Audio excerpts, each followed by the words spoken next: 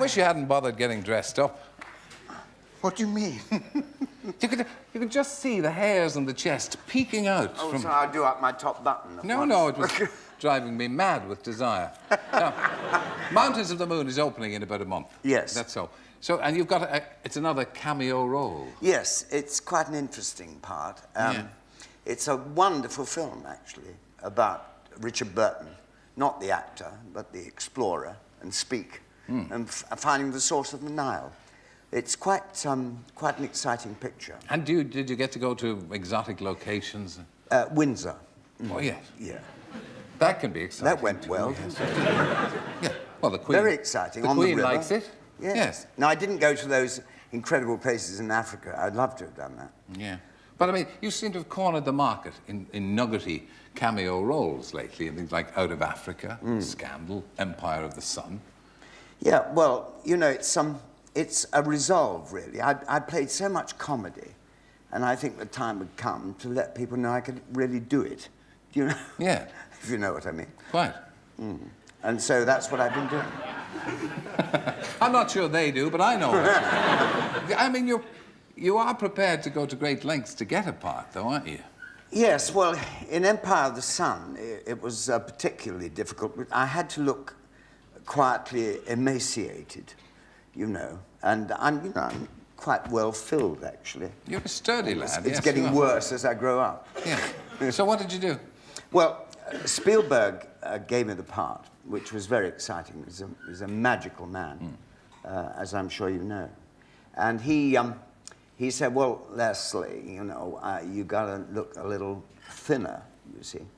So I went on a very speedy diet, and he gave me the part in January, and I didn't see him again until the beginning of March, about 6 weeks it was. And when I walked in, I was more than 2 stone lighter. 2 stone? Yeah, in and 6 he weeks? just looked at me and he said, Leslie, where did you go? I mean, that's real dedication, that. Yeah. What did you give I got up? the prize, actually, for losing more weight than anybody else. For looking more emaciated than anybody. Yeah. But you, as you say, you filled out nicely again, didn't you? Yes, rather too nicely, I think. Yeah. I went straight through the weight I was at the beginning and went straight through it and put another stone on top, so I don't really recommend.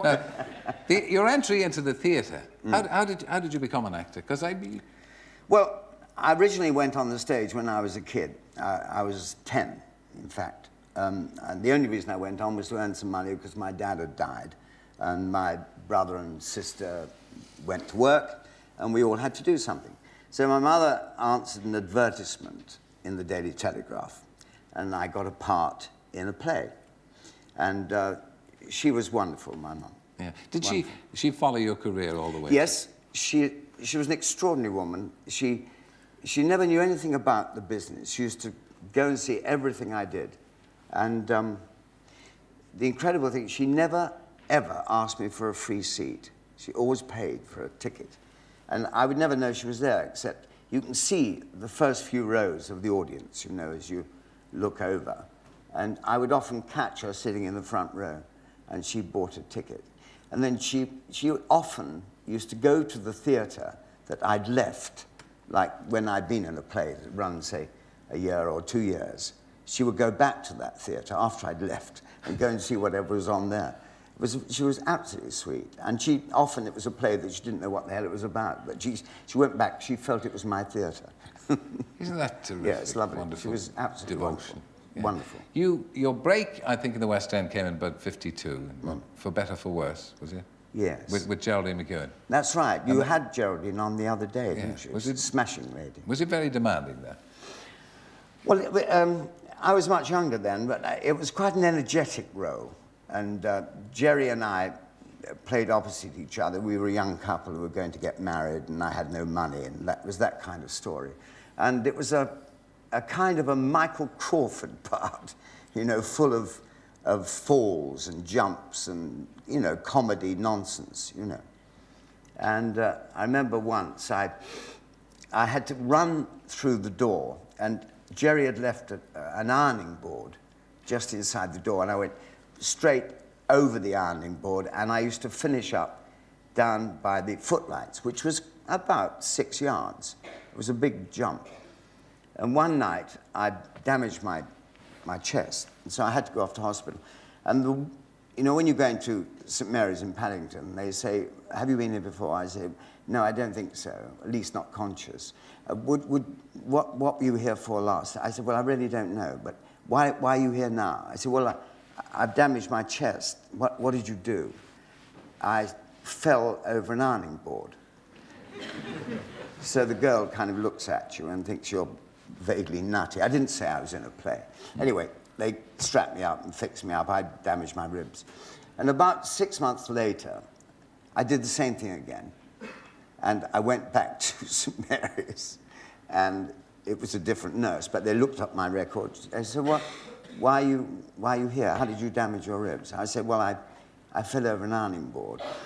So she looked up the records. She said, "You fell over an ironing board 6 months ago." I said, I fall over an ironing board every night.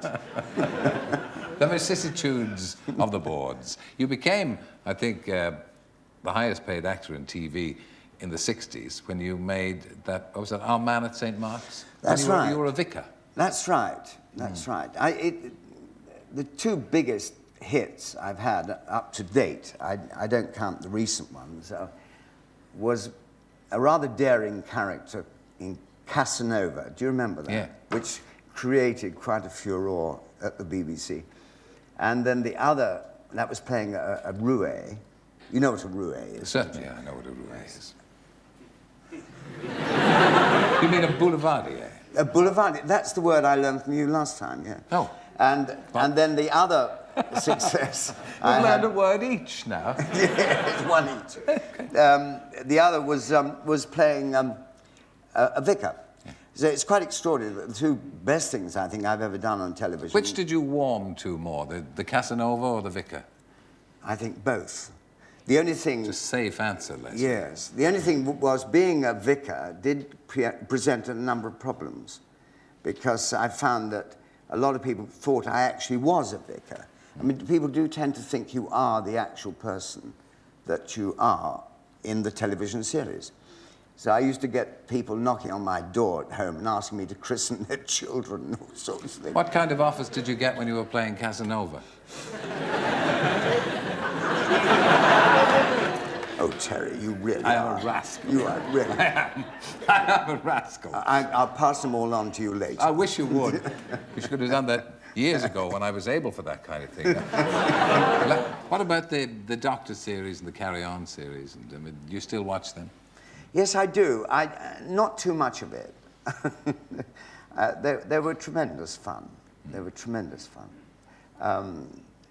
It was fun on the stage, on doing the work, and off. I mean, it was one long laugh with Kenneth Williams, I can tell you. Yeah, but you've had that experience. Yes, too. yes.